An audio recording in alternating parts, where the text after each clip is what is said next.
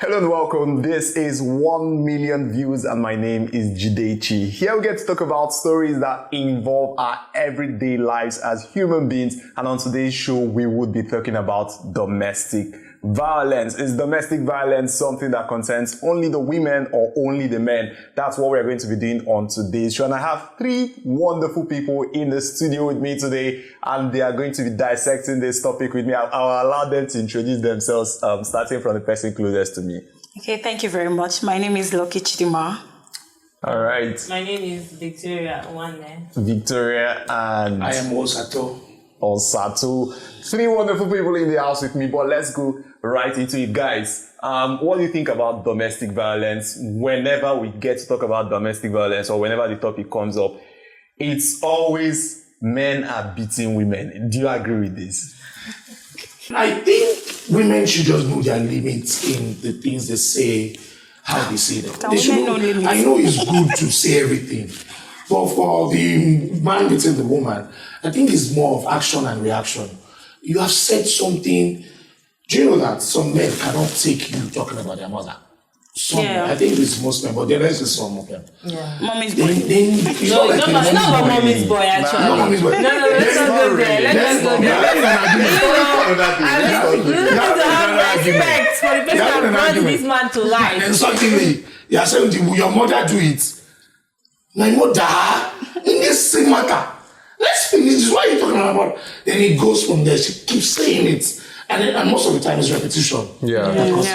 She's going on that thing. She wants to find out when it will cut. When that's one thing with. But now you're just putting it's just women. There are some men too that there are some men that are naturally aggressive. You don't need to tell them something that we even. I think it's both gender. It's not just they are naturally aggressive. The simplest issue can cause them to, beat you and mess you up and whatever. And most of them, sometimes, it feels like their eyes now get open after they have committed domestic violence. Yes. And even in relationships, they will beat the girl and they will buy iPhone 15 the following day. That's what they do.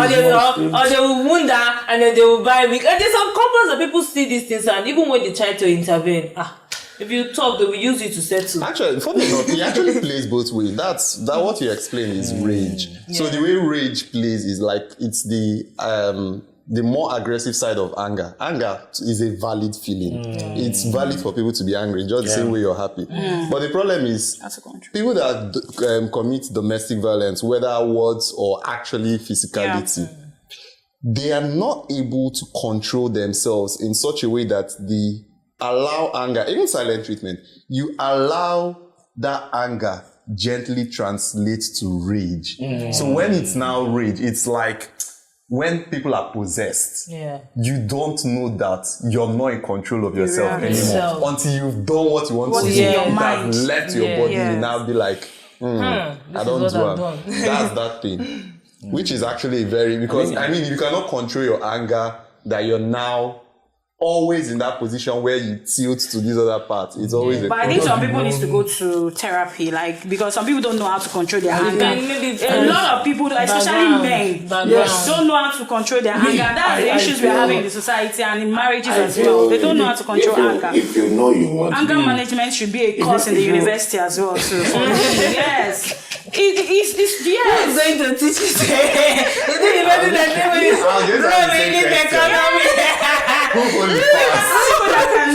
take this courses. Anger management is something to be taught in the university because from both sides, it's a lot. That rage, go and used to do business.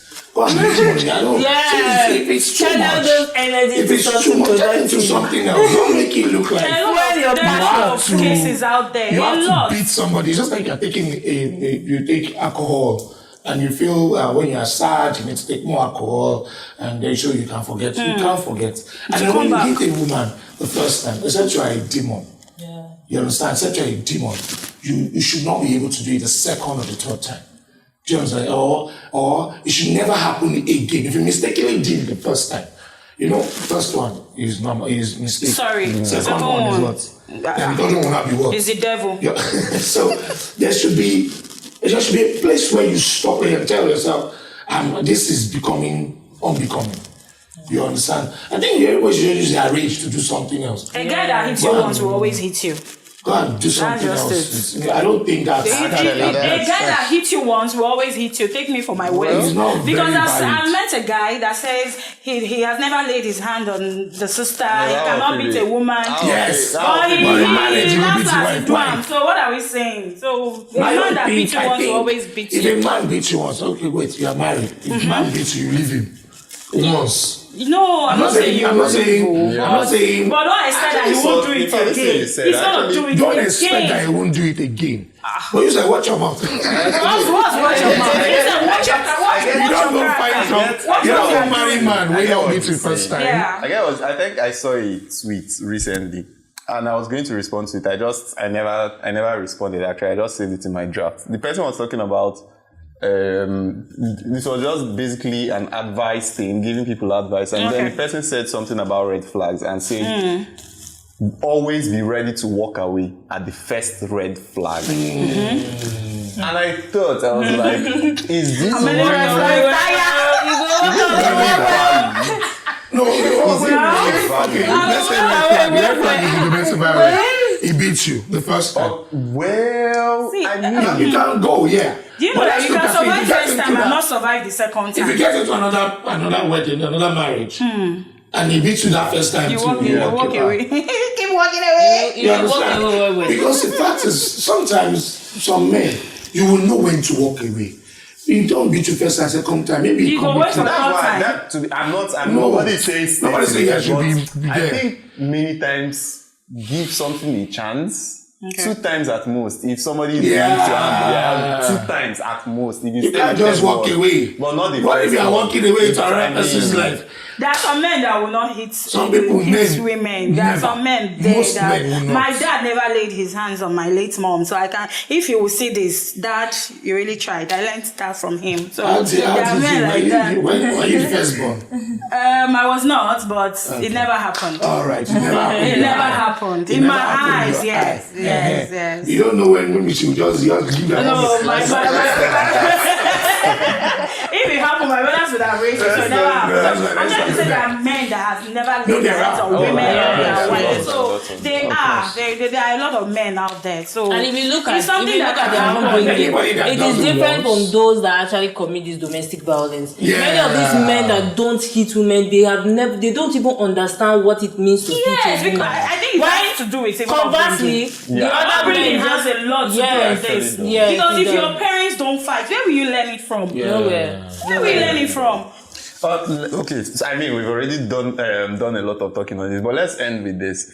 I mean, there's this societal pressure that comes with people telling married people. Let me just go straight forward. Telling married women to stay back in marriages, no matter how abusive it is. I mean, we are saying walk away. What's the solution in times like this? What do we think can be the solution in times like this? Well, for me, I don't even think it's societal pressure. I think it's more of parental pressure. Because most times the society even tells you, go, leave the marriage, leave whatever it is. You know, they are not in there with you. They don't know how the shoe fits. Why you say the society? I mean, some people would be looking at you as you left this woman that left her man. Is that now not coming back to that same society? Well, it is, but I can say that the most pressure will come from your immediate family members. Yeah. Because these are the people that will receive you. Yes. If you leave your husband's house, not the society, not the internet, not your friends. So it's your parent that will be like, hey, my daughter has gotten married, she cannot come back to this house and all of that. So I think parents actually have a lot to play when it comes to and giving their children an enabling environment, even if they've gotten married per se. I'm like, okay, if it's not serving you the way it is, you can come back home. I mean, a divorced daughter is better than a dead daughter. That's what most people don't understand, because they have the idea of, you won't die if they beat you like that. You might only get scars or this, or it will eventually get better. A lot of people have hope and faith that, yes, they have faith and hope that as time goes on, it will get better. And it won't. It will just get worse and worse and worse until one day they just bring your daughter back and say, oh, this is what it is. And then there's now the whole pile of regrets of all the times you didn't step in and intervene for, your daughter. I think If only. parents have a role to play. I even wonder why men are not even afraid of this domestic violence, being a person that beats the wife. Now, this woman, they cook for you.